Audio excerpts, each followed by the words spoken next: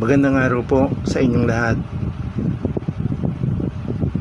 Welcome po sa Raimundo Guno YouTube channel.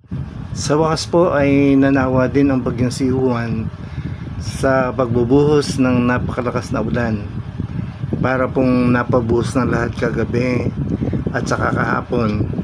Kaya ngayong araw ay parang minsan lamang sumupasko at uminit na. At dahil parang dire-diretso ng kanyang pag-alis, ang despedida ko po sa kanya ay itong aking humbang pata.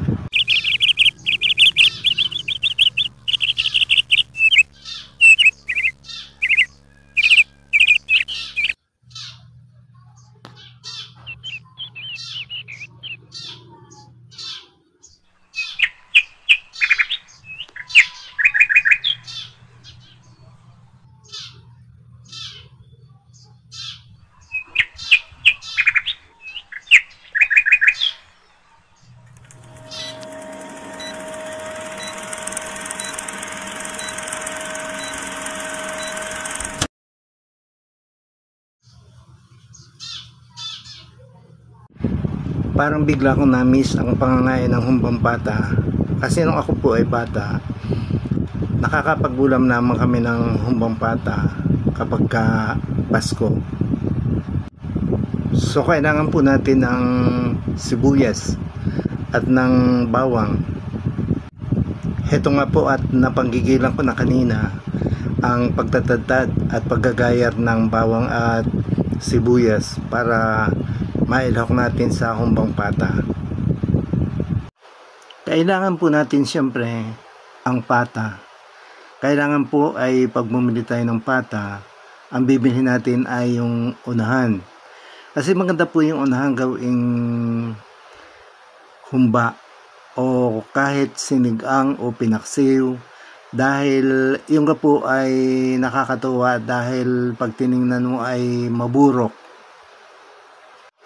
Saka dapat po ang bibilhin nating pata ay yung makinis, yung walang balahibo.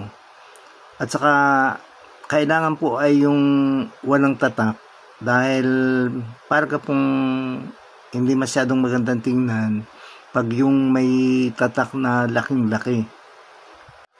At higit sa lahat, atin pong huhugas ng maigi ang pata at pagkatapos ay ating i-drain. Ihahanda ko po muna ring aking marinade, dahil alga po ay sama-sama na agad din yung lahat. Kaya po maalawang lutuin niyang humba ay dahil sama-sama na agad lahat yung kanyang mga ingredients at sabay-sabay ng papakuluan, at pagkatapos ay siya luto na yun. Ari po ang mga lahok ng ating marinade: 3/4 cup of soy sauce, 3/4 cup of vinegar, 1/2 cup of sugar, 1 tablespoon of fish sauce, 2 tablespoons of oyster sauce, 4 pieces bay leaf, 2 pieces onion o heads yata po ang tawag doon, then 5 cloves of garlic, and 1 teaspoon of peppercorns, o depende po sa dami ng gusto niyo ang peppercorns na ilalagay. Then natin pong imimix ng ayos yung ating marinade. Lalagyan din po pala natin ng 1 pinch of salt. Pagkatapos ay atin na pong hahaluin maigi para matunaw yung ating inilagay na asukal, at para maghalo-halo yung lasa ng ating marinade. At hindi nga po palang lalagyan ng 1/2 cup of water, kasi yan po ay doon natin lulutuin sa pressure cooker para hindi maiga, dahil baka po hindi masyadong marami yung ating ginawang marinade.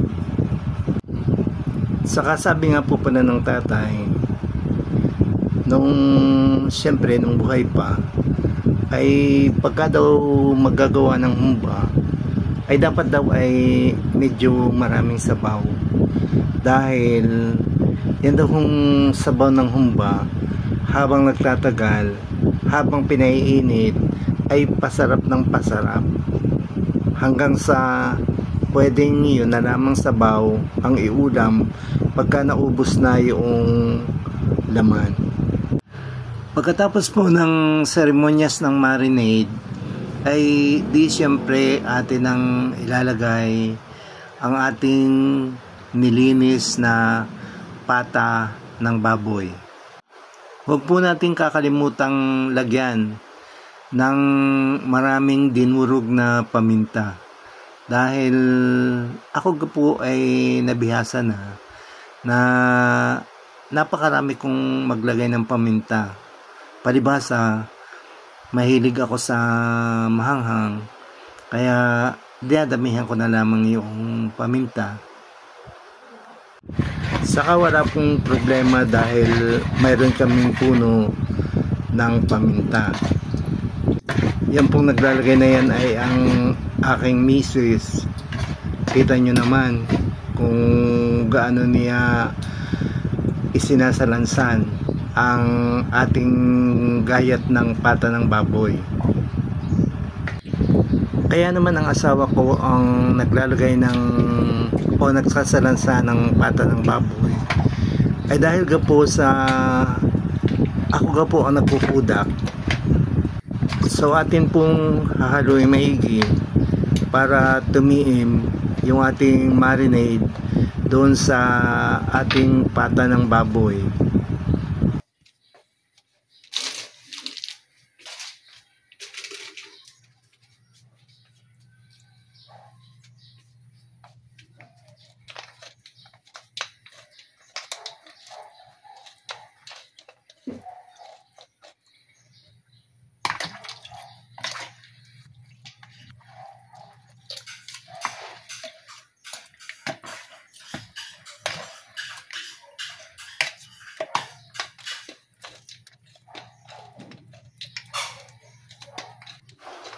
Ayan, dinagdagan po uli natin ng paminta.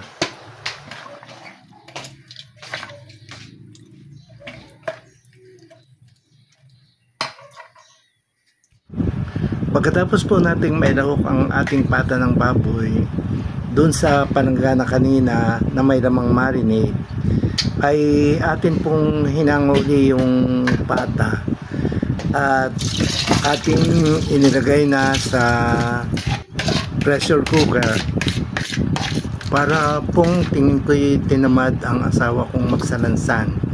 Kaya ayun, at bigla na lamang niyang inihuho sa pressure cooker ang pata ng baboy, pati na yung marinade. Atin na pong isinalang ang pressure cooker at ang atin pong apoy ay medium heat.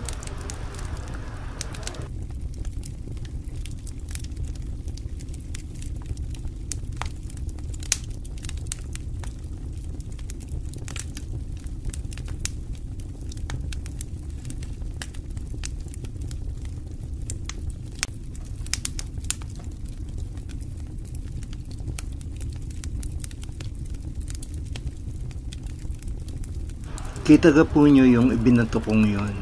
Yan po ay pork cube, pero yun po ay optional. Tapos ay ayan, at dinagdagan ko pa po ng oyster sauce dahil parga pong kulang ang lasa.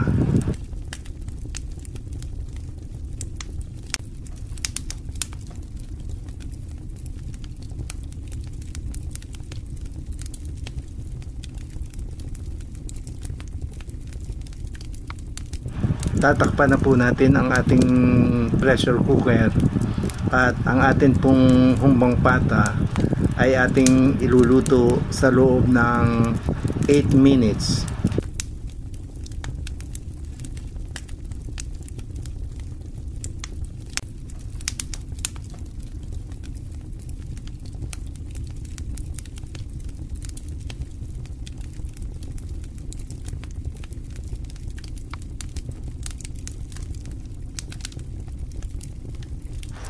after 8 minutes po ay heto at ating bubuksan na ang pressure cooker. Siyempre, pababayaan po muna natin yung bulakan, hindi pa natin hahanguin dahil imemekos-mekos pa natin ang lasa at atin ding titingnan kung totoong lumambot na ang ating pata. At kung hindi pa po tama sa ating gilagid ang lambot ng ating humpa, ay di sige at tuloy ang sigang hanggang sa lumambot. Ay tanyuga at luto ng ating humbang pata ay ano gang pagkakasarap tingnan. Ay di lalo na po pag ating tinigman ay tunay na daig pa po ang luto sa karihang luma. Muli po ay ang walang katapusang pasasalamat ko sa inyo sa panahong inyong ginugugol sa panonood, sa pagsishare, sa pagla-like, sa pagsusubscribe dito sa aking channel. Maraming salamat po sa inyong lahat.